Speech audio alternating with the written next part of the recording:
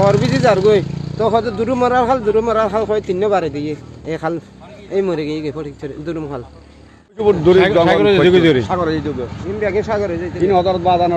বাংলাদেশে প্রবর্তিত একমাত্র মাইজভান্ডার তরিকার প্রতিষ্ঠাতা হযরত আহমেদুল্লাহ মাইজভান্ডারী কদ্দাসিলহুল আজিজ জীবিত থাকা অবস্থায় ওনার যে অলৌকিক ঘটনাগুলো প্রচলিত আছে তন্মধ্যে অন্যতম ঘটনা হলো হযরতের লাঠির আঘাতে কালের পানির গতিপথ পরিবর্তন এবং পরে তা মরা কালে পরিণত হওয়া। বেশি ছোট খাল বৃষ্টি করছি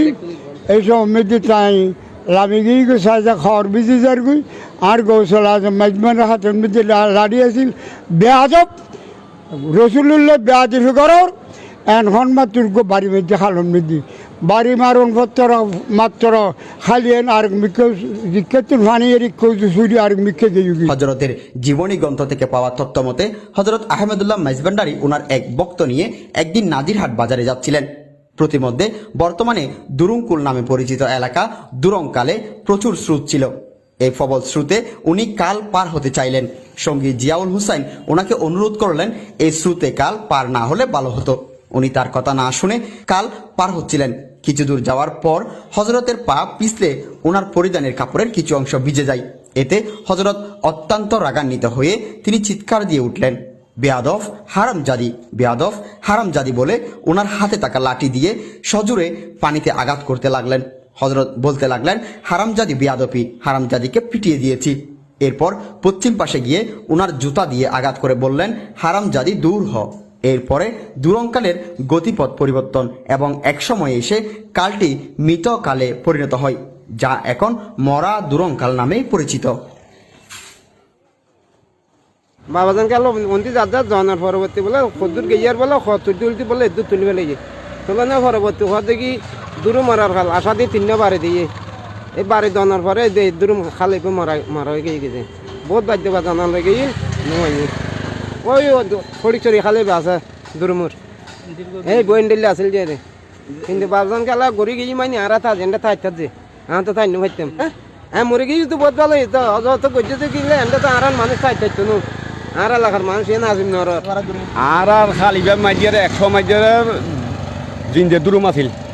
এবার দিয়ে সন বা স্বাস্থ্য তো অজরত বা আসর টাইমে মাইদিয়ারে মনে করে খাললো ফারর আর মনে করো অতিরিক্ত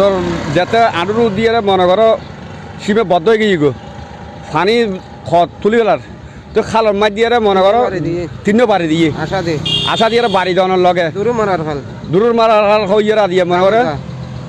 আর ইয়ে না দিয়ে লক্ষ্য আর দিয়ে এই খাল যদি অগরত বাজানোর যদি না থাকলি তুই আর দিয়ে বাড়িঘর মনে করো মানে কি এই খালের ভারতুর মনে করো মানে কি 200 ফুট দূর 200 অনেকে জানো মানে এনি ঘটনা না দিয়ে হ্যাঁ আর এই তো অগরত বাজানোর দিয়ে তলের মানুষ আর দিয়ে ও লক্ষ লক্ষ শহরাজে গিরিশ রব্বুল আলমিন আর মহান গৌসুল আজম মাইজভান্ডারীর দরবারত হাজির গেছি। মহান গৌসুল আজম মাইজভান্ডারী হযরত আকদাস ইবেয়ানুগ্য জাত জীবের মাথা মুবারকত আর রসুল পাকের নবুয়তর হাত মুবারক দি উগ্র থাক সরে দিই মাইজবারার যাইতে যাইতে দুরুম খালের কিনারে যখন গেছি ইয়েন একেবারে বড় স্রোত খাল এমনি লামন ঘরে ফারন মধ্যে ব্রিজ মাসিল তো ট্রেন ফুয়ারা হযরত গৌসুল আজম মাইজভান্ডারীর উগ্র গোলাম ফুয়ার ফুয়ারে খাদেম হিসেবে যার এবার নামে হযরত শাহ চলেছে জিয়াউল হোসেন মিয়াজি হযরত কেবলার খতমের কিনে দিতের খবর এবার জিয়াউল হোসেন মিয়াজির ফুয়ার যার যাইতে যাইতে খালের কিনে গিয়ে ট্রেনের হয়তো বাজান আর তো খালের ধোঁয়ানি বেশি অনলাইন সজানা আইল আমি সজাচ্ছে সজায় অনর খাঁদর লই হয়তো তুই আর খাঁদর লন ফাইত না আর আলগাই থাকত না সজায় অনর বহুত আলগাই তো সজায় যে আলগাই থাকত না কয়েকবার ওদের চেষ্টা করছি জিয়াউল মেয়ে দিয়ে চাই জমা চকুতে রক্তাই কি আলগাই না পারে বেড়ে ওদের কেবলা খাবারে ফরিসে লাভি গিয়ে খালত একদম বেশি ছোট খাল বৃষ্টি করছি এইসব মেয়েদের তাই লাভি গিয়ে গো সাজা খাওয়ার বিজি যার গই আর গৌসল আজম মাইজমানের হাতের মধ্যে লাড়ি আছিল বেয়াদব রসুল্লাহ বেয়াদি ফিগরর